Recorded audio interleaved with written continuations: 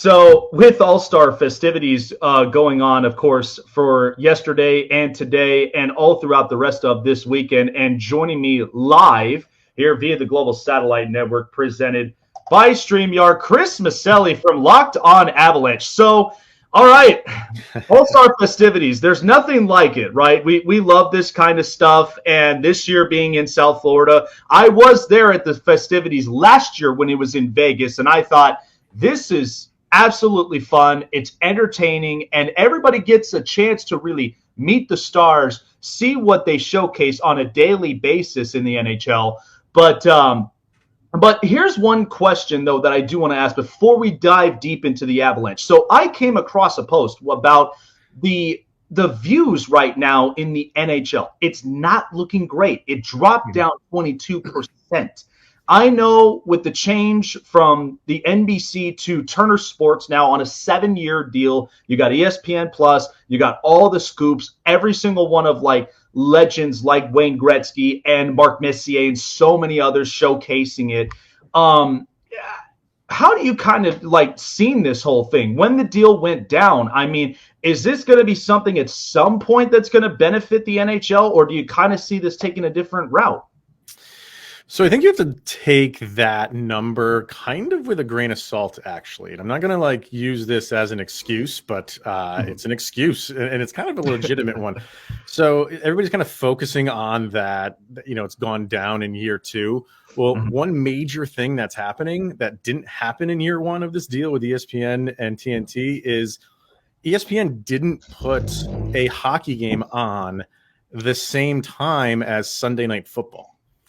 And they did for the duration of this football season. So last year, in the first year, they were putting on, and this just goes to show you how that time frame is literally a black hole for television, because it's Sunday Night Football or nothing. You don't put your like kind of primetime stuff on other networks. ESPN was putting on I can never remember because I don't really follow basketball that much. Like, is it the G League or the D League or something like that? Yeah, the G League and a bunch of other. Yeah, they were putting that. Like, I was joking on our show with my co-host Kyle. Like, it was basically like they were putting stuff that's on the Ocho from ESPN on regular ESPN because nobody tunes in. They were putting hockey games on during that time. So I know The Athletic, they ran the numbers. If you remove those games, the numbers are kind of where they were last year. So, I mean, that's a big hit that they take. Now, that's not to like excuse it away and say like there's not, some things that they have to address. They definitely do. It's not easy to find a hockey game, right? Yeah. Like, if you're a fan, you can go find, ESPN Plus is a little bit like difficult to use just for your average everyday person. And you can't just tune into ESPN Plus and just, and there's a hockey game just glaring you in the face. Yeah. They bury it a little bit. So you kind of have to know what you're doing and where to look. You can't just turn on, like college basketball. There's a college basketball game on 20 different channels. You don't get that with hockey. So you do have to go find it. They have to correct that stuff. They have to make it more accessible to just the average kind of like channel surfer. And they really have to address this blackout situation, because it's just, and when you're sitting fourth, like comfortably fourth in behind all the other major sports, you need to do things a little bit differently and maybe take some chances. And they're just going about the old, same old NHL. And I guess we're just happy being there, but they shouldn't be. And there's things that they can do. It's just very slow to do that. Yeah, it just seems like they got to have, new people in the building, obviously, with as far as the marketing purposes and, of course, spreading out, promos and so much more. But I mean, hey, I'd be sticking to the old school where I live here in Vegas. I've got my promo code for tickets. So I just go right down to the Fortress at any time that I would want to and just, catch the atmosphere and the action from there. Because honestly, being in a hockey setting versus when you're watching it on television, it's completely different. You feel so energized being there. I'm sure you'd feel the same way when you see Ball Arena and you see the Avalanche and just how energetic the fans can be. I mean, hockey fans, I will say, at times, depending on their opponents, they can get a little ruthless. But I like it because it's like, hey, this is entertainment stuff. I'm like, why are we not showcasing this? Yeah. Like, then at that point, it would make so much of a difference. But I agree with you. I mean, the market itself, first of all, they're not going to overlap the NFL in views. The NFL is just absolutely king. I mean, their promos, everybody's buying literally everything of what the NFL can make. Talking about, the Colorado Avalanche, I know, coming off last year, which was an amazing season, and it was one that, Colorado, they needed to do. I mean, Joe Sakic, he really put together this roster and made a ton of moves, but it was well worth it in the end. They got a Stanley Cup 20 years later after the last one they won. But this year kind of seemed pretty rocky. Injuries were happening. There was a bit of inconsistencies. How have you seen this team perform versus what we saw from last year? Are there some adjustments that needed to be made? I know it's kind of tough with injuries, but what have you seen that has kind of been the biggest, that's kind of been the big eye opener that you're hoping the Avalanche could really fix all the way to the second half of this season? So, yeah, I mean, injuries have not helped. And you're waiting for all these guys to come back one at a time. Like with Gabe Landeskog, he hasn't played a second this year. And in the beginning, he had some surgery, and they said he should be back they said 12 weeks, which 12 weeks was middle of January. And then we got right around the new year, and they were like, he's nowhere near it. They're thinking middle of March now. So it could be 8 weeks beyond when they initially thought he was going to come back. So, yeah, that hurts. That's your captain. But all along the way, all these guys were just dropping like flies. And you've gotten most of your team back now. You're still missing some key roster players, but they're losing to teams they shouldn't be losing to. And I know that's tough to say in hockey because, parity in hockey is real, but there's still those really like bottom dwelling teams that someone like the Avalanche should be beating. And they had enough guys back where you should be beating teams like Chicago and Arizona and Vancouver, who they lost to twice. Yeah. So they've left a lot of points on the board losing to teams like that. And then they turn around and beat a surprising but good team this year in Seattle. I mean, they go into Calgary and beat Calgary. So it's just like, are they playing to the level of their opponent? Maybe, which is a little bit shocking for a team that, like you said, had a fantastic one of the best seasons in the last 20 years for any team. But I think they needed this break for the All-Star break to come back. They should be getting Bo Byram back after the break, Val Nichushkin after the break, Josh Manson after the break. So big components to what they do as a team should all be coming back. If not game one against Pittsburgh next week, maybe within like the first week, hopefully. And then I think they just needed a little bit of a breather to just sit back and say, like, let's kind of just take a break. They were playing well, but I mean, right around the new year, they were in a rut. I mean, they were playing horrible hockey, lost like 7 of 8, and then they turned it around by winning 6 in a row. So it's like, man, I think it's just going to be one of those seasons where it's an up and down year, but they have the mindset because they've done it all. They've won the cup. They've won the President's Trophy. They've done everything that a team can do. I think they have the mentality that Tampa Bay has of, we don't care where we finish in the regular season, get us to the postseason, and then that's when we can do our damage. I think they kind of have that mindset right now.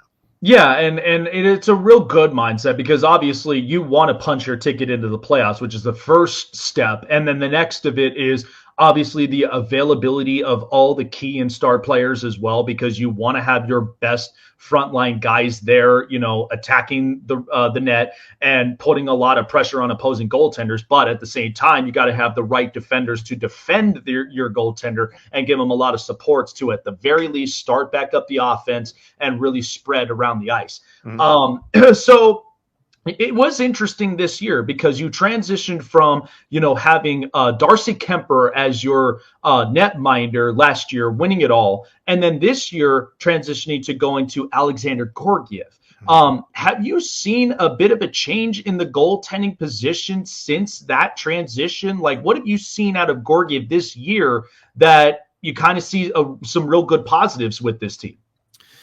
He's been good, and he's been surprisingly good for me. I was very skeptical of that trade. Did I want Darcy Kemper back? I did, mainly because I didn't really think the market was that good of bringing in a free agent. I thought they were going to have to make some sort of deal if Kemper was going to walk, which obviously he did to the Washington Capitals, and he's having a very good year with them.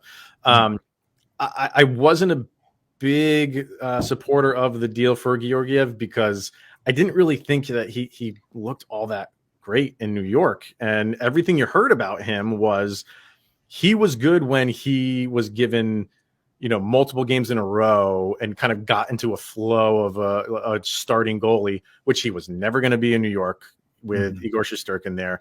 So I love, I stand corrected, and he has been great for the Avalanche. And I think he's been, as well as Kemper is doing in Washington, he kind of had a struggle in Colorado. And I just like Georgiev's quickness. The big thing with Kemper is he gives up kind of big rebounds. You don't really see that with Georgiev. He does the butterfly, then he bounces right back up. He's good positionally. He just anticipates where passes are going to go, where shooting lanes are going to be. I'm no expert in the goalie position because I never played it, but it's really, you can see how he plays the goalie position a lot differently than Darcy Kemper, because Kemper's a big guy. Right. Kemper's like 6'3" or something like that. Like he's a tall dude. Georgiev's a little bit on the smaller side. And I think this just goes to show you what Chris McFarland and Joe Sakic, they do their due diligence on guys, and they're willing to give someone like him the keys to a championship team, a guy that's unproven, and say, like, we have faith in you. And everybody's gotten behind him. He's been a pleasant surprise so far this season, definitely.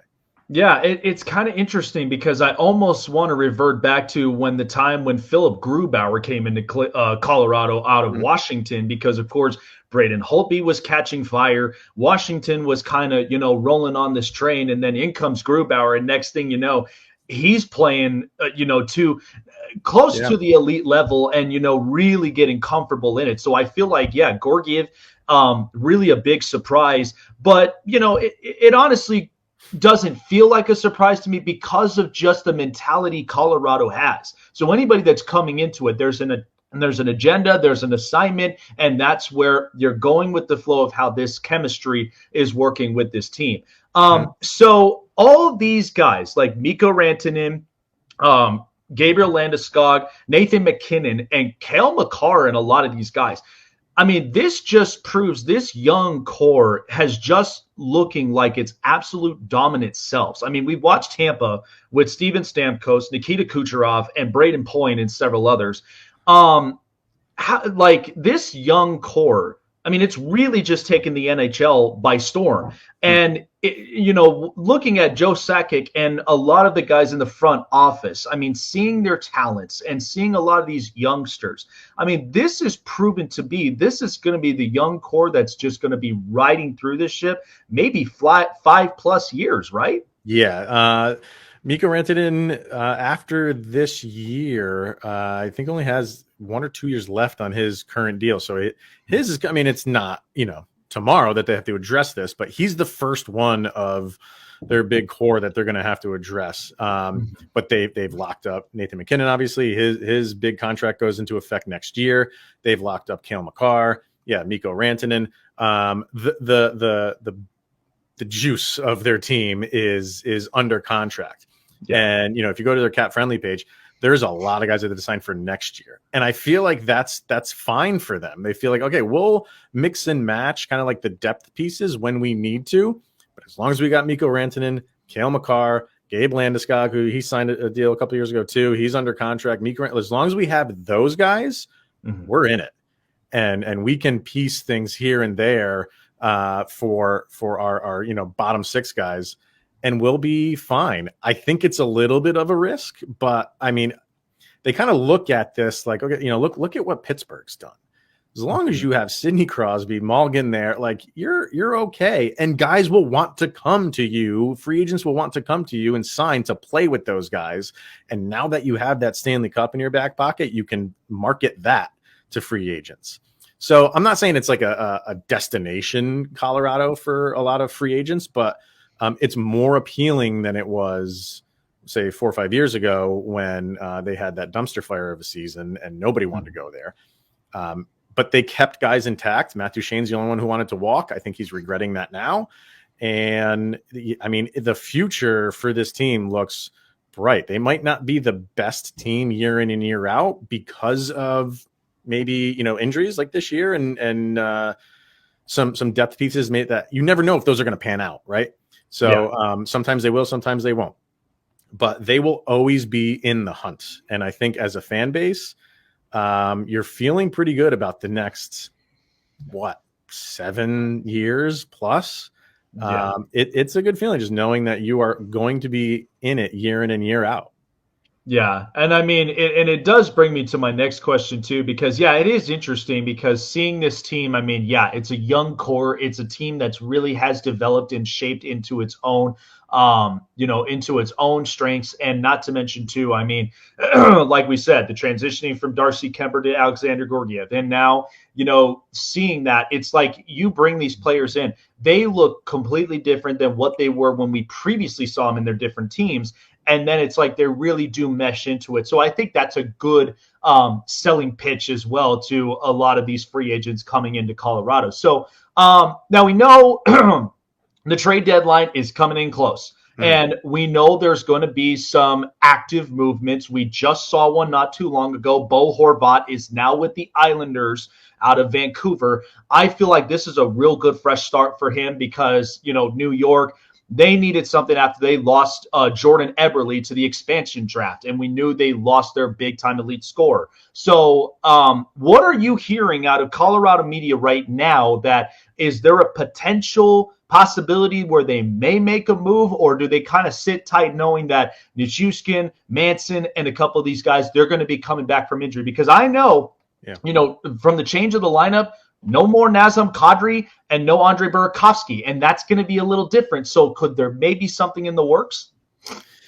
So it's funny with the Avalanche, like every trade season, their name is attached to always like the biggest fish in the market, and they never land them. And I think it's partly because they're not really going after those guys. Right. And maybe every once in a while they are. Like last year with Claude Giroux, they were in. They wanted him. And it came down to Giroux. It was his decision. Do you want to go to Colorado or you want to go to Florida? Obviously, he picked Florida. So every once in a while they are in on those guys. But it just seems like for whatever reason, like they don't bring them in. And I think it's because you don't really need to if you have all those guys that we were just talking about. And it's just kind of maybe like just the rich getting richer if they do bring someone like that in. This year, are they going to make trades? Yes. Like they are always active during the trade season. They've already made a deal to bring Matt Nieto back from the San Jose Sharks. Yep. That's what you're going to see. Those kind of depth pieces, those trades are likely what the Avalanche are going to do. They're attached to, like Patrick Kane and Taves from Chicago. You're hearing like maybe they do another deal for Timo Meier in San Jose. Like, I don't think that's going to happen because I don't think it's going to be a big trade. You're going to get trades. I mean, that's just going to happen. But because so many teams are right up against the cap and there's no cap relief coming, likely next year, it might be like there's going to be a lot of rentals that guys don't re-sign.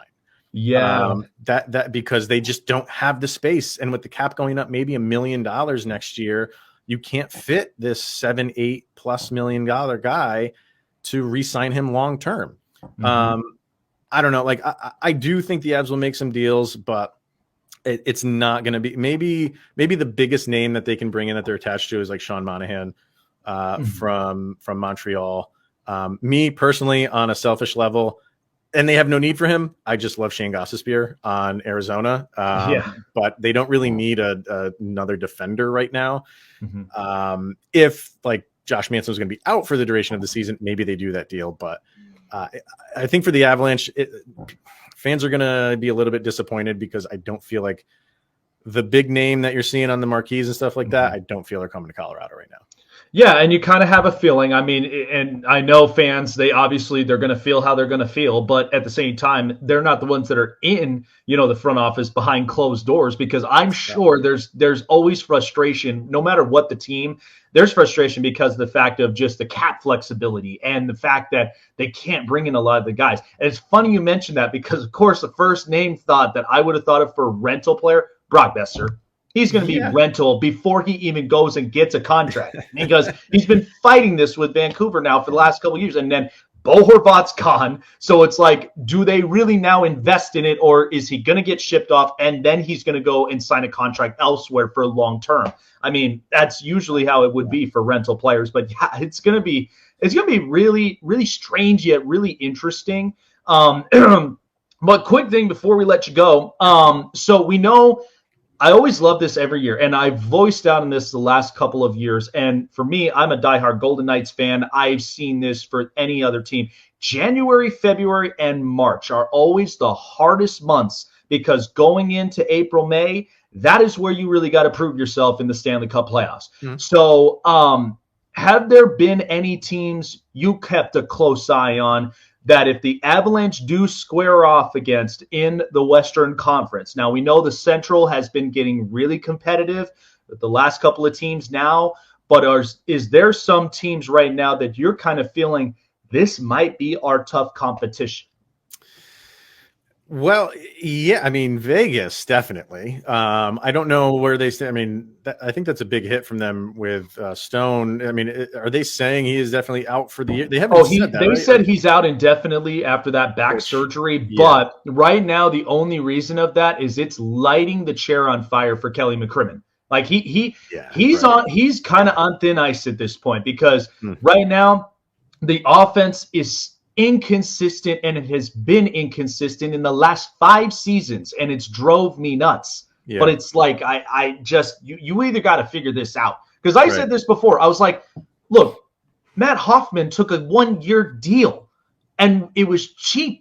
Like, you can't bring somebody that's an elite scorer that can light this team up so they can be aggressive on offense. Like, I don't get it.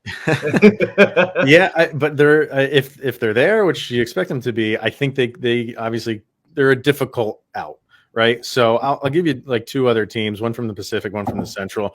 Mm-hmm.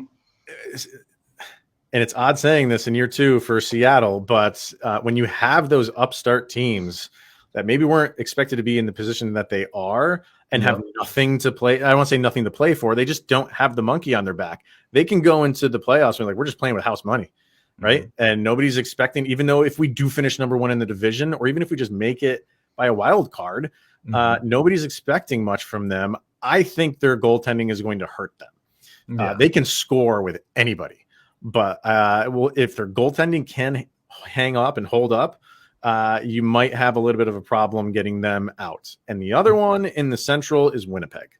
They are a complete team, and they have scores. They have obviously one of the best goaltenders in the league with Connor Hellebuck, and their defense is great and solid. Winnipeg is going to be a very, very difficult team to eliminate from the playoffs. So I think if the Avalanche go up, let's say they go up against those 2 teams, like they're up against the Kraken, I feel like they can handle the Kraken.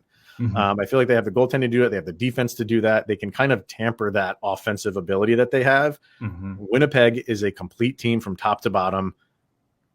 Watch out for them. They're tough.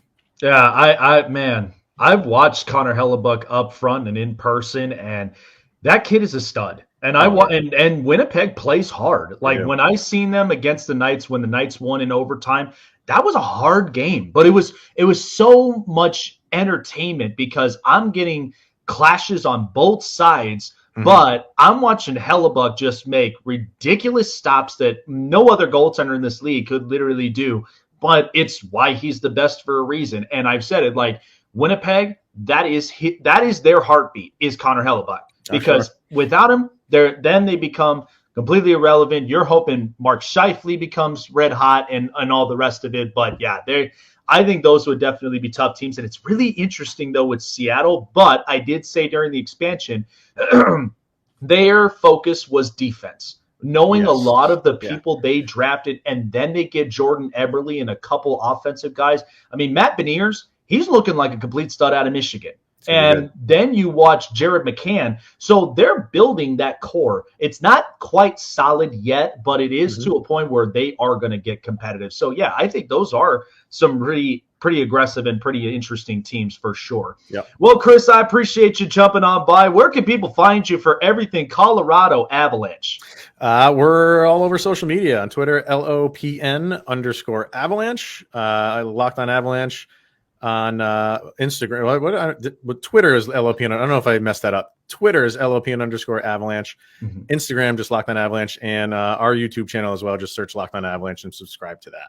Well, there you go, folks. And of course, too, a diehard Colorado Avalanche fan, because listen, I heard it from my fiance last year when the Avalanche won it all, and they're like, where have all these people come from? Because she is originally from Colorado, and it's like, you guys sprung 20 years out of the ground now to like celebrate it. And so, but you know, like I said, I mean, but those who have spent the long years watching Sekich and Peter Forsberg, I mean, hey, those were the fun years. And even with Patrick Waugh, you know, they were great. But it's good to see, you know, especially with a franchise building the core, staying, because they're so hyper aggressive. They're much like Tampa. And when they can use their speed and they're very aggressive, like watching McKinnon, it's like, oh, God, who's defending him? Because it's not going to be a fun show from here on out. But I appreciate you jumping on, Chris. Thank you so much for taking your time with us today. Have a great weekend. We know it's All-Star Weekend, so we're having all the fun here until Super Bowl Sunday comes around the corner. So take care of yourself, my friend. Absolutely. Anytime, man. Thank you. Thank you. All right. Yep, there you go. Chris Micieli there with us here from Locked